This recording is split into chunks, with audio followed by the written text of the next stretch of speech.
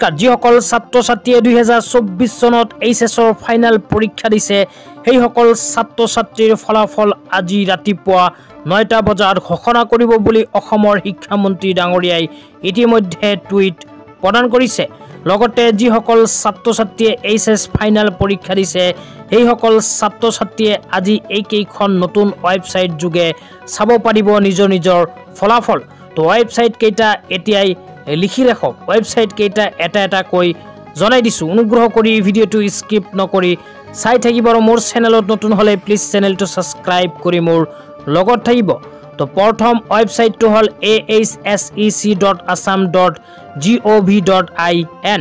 দ্বিতীয় নম্বৰটো হল www.indiaresults.com তিনি নম্বৰটো হল assamjobalerts.com 4 নম্বৰটো হল iresults.net